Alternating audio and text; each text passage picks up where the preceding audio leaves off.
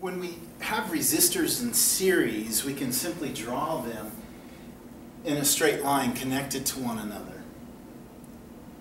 Light bulbs used to be connected like this for, say, Christmas tree lights, you know, that are wrapped around the tree, and then there was a problem because they were connected in series. One of the problems was that when one light bulb went out, all the others went out. There are different ways to wire a string of lights like that. But here, the total resistance is simply the sum of the individual resistors. It just kind of makes sense. If we just stack resistors in a line, we're going to have resistance adding up, okay, as we go through. So we're going to expect that, let's say I have a 10 ohm resistor that plots like this, and a 33 ohm resistor that plots like this. Well, then the series should plot something like this. It'd be the sum of those two. Okay, and so you'll want to show that with your analysis, just adding up the two and show how it presented for the new slope of the series, 10 and 33. Now, on this same page, we want to look at the parallel circuit if we have two resistors in parallel. And what do you think will happen if I have a 10 ohm resistor and a 33 ohm resistor, and instead of putting them in series, I put them in parallel to one another, and we draw that circuit like this, where our function generator is here, and the current can either choose this path or that path, okay? And then the two currents come back together right here. Interesting. So we're going to have a voltage drop across these resistors also, but the current is splitting, right? Because we can't have an electron go through both resistors. It has to go through one or the other. What might happen to the resistance?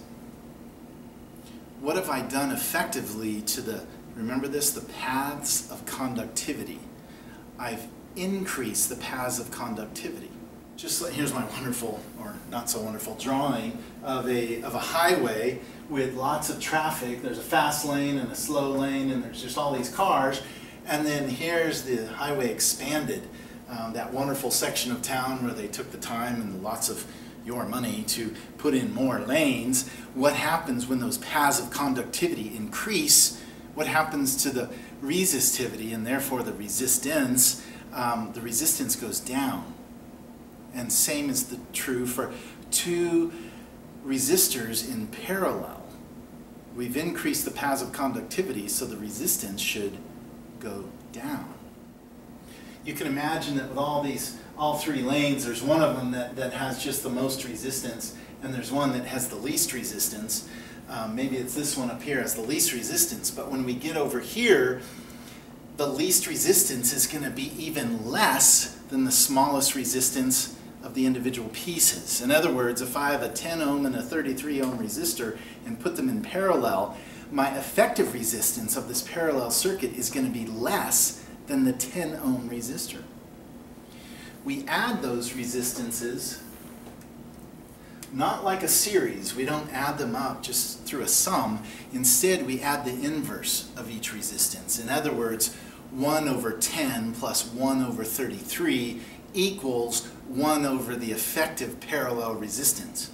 So we take this inverse sum and we take our answer and invert it back to find how many ohms the effective resistance is. And you need to check your calculation because the effective resistance in a parallel circuit should be smaller than the least resistance of the individual pieces. So we would expect on a plot to see a 10 ohm and a 33 ohm, oops, that should have gone through the origin, I apologize. The parallel circuit with both of these should be something that has less resistance than the smallest 10 ohm. The analysis should look something like this, where you're pointing out where's the one that's in series, and then where's the one that's in parallel, and then state the values for both of those, the series value and the parallel value, and do your analysis that way.